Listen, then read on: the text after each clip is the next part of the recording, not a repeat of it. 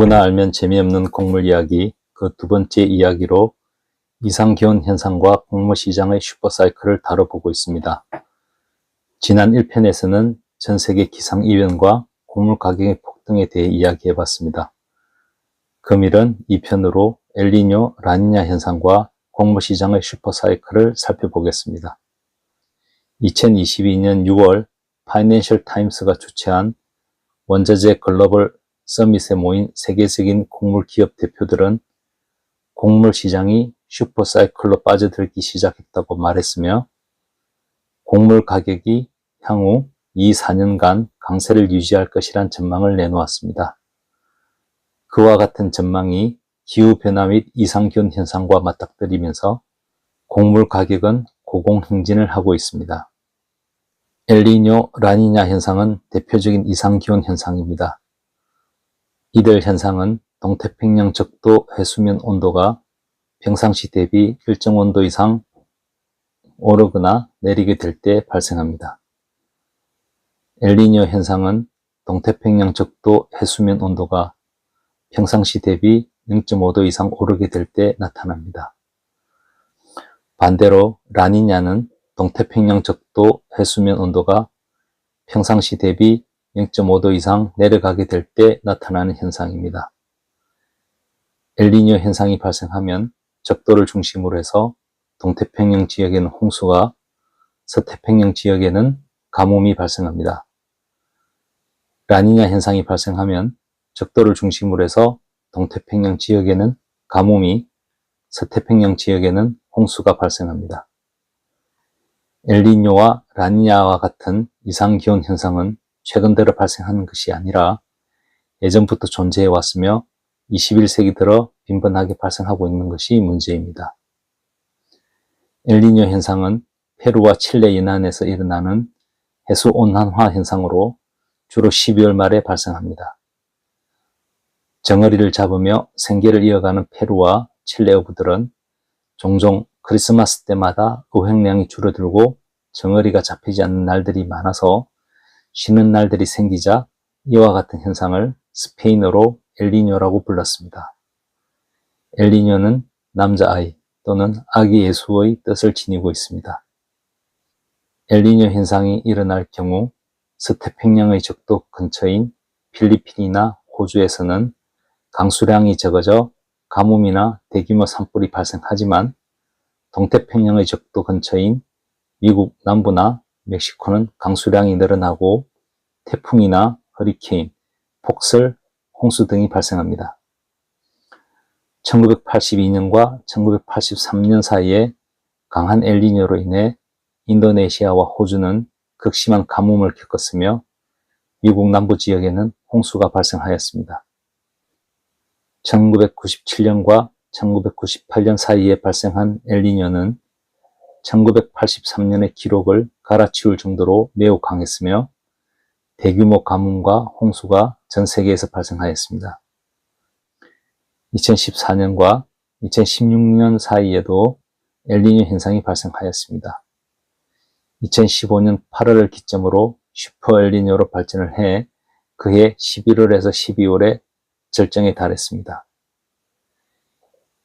2018년에서 2020년 사이에도 엘니뇨 현상이 약하게 발생하였습니다.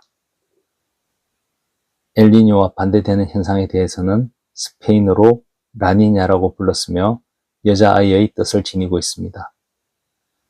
1980년 이후 라니냐 발생 시기를 살펴보면 1980년과 1981년 사이, 1984년과 1986년 사이, 1998년과 1999년 사이에 라니냐 현상이 발생하였습니다. 2000년 이후로는 2010년과 2013년 사이에 라니냐 현상이 발생하였습니다. 2017년 9월부터 2018년 초까지 짧은 기간에 라니냐 현상이 발생하였으며 이 당시 아르헨티나 주요 산지와 미국의 남부 대평원 일대가 극심한 가뭄에 시달려 곡물 생산량이 크게 줄어든 바 있습니다. 2020년과 2022년 사이에도 라니냐 현상으로 인해 아르헨티나 곡물 및 유지작물 생산량이 급감하였습니다.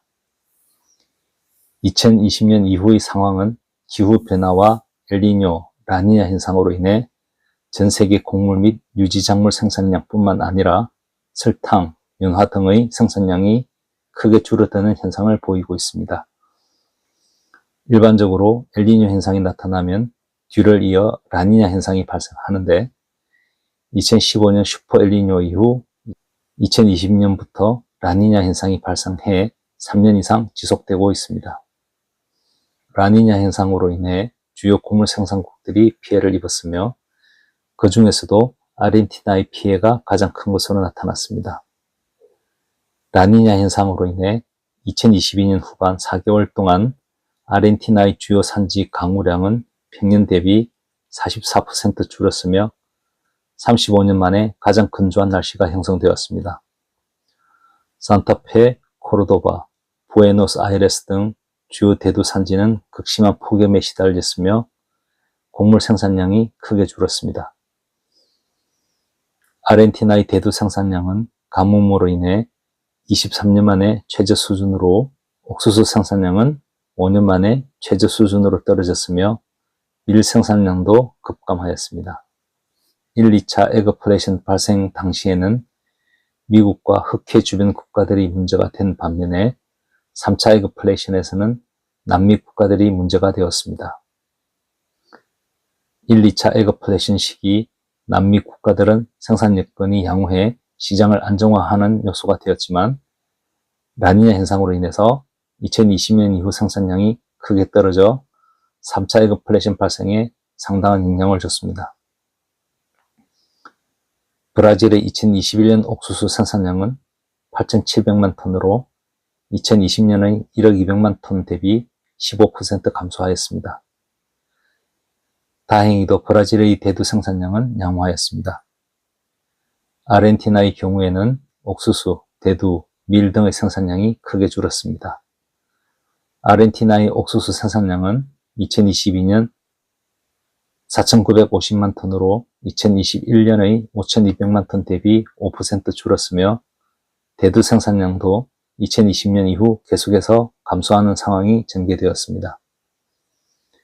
2019년 5,530만 톤을 기록했던 대두 생산량이 2020년에는 4,880만 톤, 2021년에는 4,620만 톤, 2022년에는 4,390만 톤까지 떨어졌습니다. 아르헨티나의 밀 생산량은 2023년 1,255만 톤으로 2022년의 2,215만 톤 대비 43% 급감하는 문제가 발생하였습니다. 2023년에는 엘니뇨가 다시 찾아와 기승을 부리는 한 해가 되었으며 엘니뇨로 인한 전 세계 적황 부진 우려가 커졌습니다. 세계 이상 기후로 지구촌 곳곳이 폭염과 폭우로 몸살을 앓았습니다. 슈퍼 엘니뇨 현상으로 이어지면서 그 강도는 커졌습니다. 세계 최대 쌀 수출국인 인도는 평년 대비 무더운 날씨에 몬순 우기마저 늦어져 쌀 적황 문제가 대두되었습니다. 주요 쌀 생산국인 태국 역시 강수량 부족으로 인해 쌀 생산량과 수출량이 줄어들고 있습니다. 주요 쌀 수입국인 인도네시아, 필리핀 등도 비상시를 대비해 본격적으로 쌀을 비축하고 있습니다. 엘니뇨 현상으로 인해 호주의 밀 생산량이 크게 줄어들고 있습니다. 호주 농업자원경제청은 호주의 2023년 밀 생산량이 2,545만 톤으로 2020년의 4,055만 톤 대비 37% 감소하고 수출량도 1,900만 톤으로 2022년의 3,180만 톤 대비 40% 감소할 것으로 내다봤습니다. 전례 없는 가뭄이 스페인, 이탈리아, 포르투갈 등 남유럽을 덮치면서 올리브유 생산량이 급감해 가격이 급등하는 문제가 발생하였습니다. 인도네시아와 말레이시아에서 주로 생산되는 팜유 가격도 공공행진을 하고 있습니다. 사탕수수 주요 재배지인 인도와 브라질의 가뭄으로 인해 설탕 가격도 치솟고 있으며 2023년 4월 말에는 11년 반 만에 최고치를 기록하였습니다. 지구온난화로 인한 가뭄 현상은 곡물 시장의 물류 흐름을 방해하고 있으며 공급 제한은 곡물 가격 상승을 불러일으킵니다. 2022년 미국에서는 미시시피강의 역사적인 낮은 수위로 인해 바지선 운행이 차질을 빚었으며 내수로 운송에 있어서의 곡물 운임은 사상 최고치를 기록한 바 있습니다. 2023년에도 6월부터 가뭄으로 인해 미시시피강의 수위가 낮아지는 문제가 발생하였습니다. 미국 국립해양대기청과 미국 지질조사국에 따르면 오하이오 강에서 미시시피주 잭슨까지 400마일에 달하는 미시시피강의 모든 수위가 한계치 이하로 떨어졌습니다. 미시시피 수로 시스템의 여러 구역에서 바지선 홀수 및 에인선 크기가 제한을 받았습니다. 미국 일리노이주 카이로와 미국 걸프 지역 사이에서의 바지선 적재 홀수는 평소보다 24% 줄었고 에인선 크기는 평소보다 17에서 38%까지 줄었습니다. 주요 곡물 수출입 국가들은 기상 및 물류 문제로 인해 상당한 어려움을 겪고 있습니다. 브라질의 경우 가뭄으로 인해 아마존강 수위가 대폭 낮아졌으며 아마존 강의 지류인 리오네그로 강이 역대 최저 수위를 기록했습니다. 이로 인해 브라질 북부를 통한 곡물 수출이 제한을 받고 있습니다. 기상이변과 가뭄이 심해지면서 해운 물류 시장도 문제가 생기고 있습니다. 극심한 가뭄에 태평양과 카리브해를 연결하는 관문인 파나마 운하에 물을 공급하는 같은 호수 수위가 줄어 이를 통한 곡물 공급이 제한을 받은 바도 있습니다. 다음 시간에는 세 번째 이야기로 투기 세력에 의한 곡물 버블을 다뤄보겠습니다. 그럼 다음 시간에 뵙겠습니다. 지금까지 원자재 시장 읽어주는 남자 원시남이었습니다.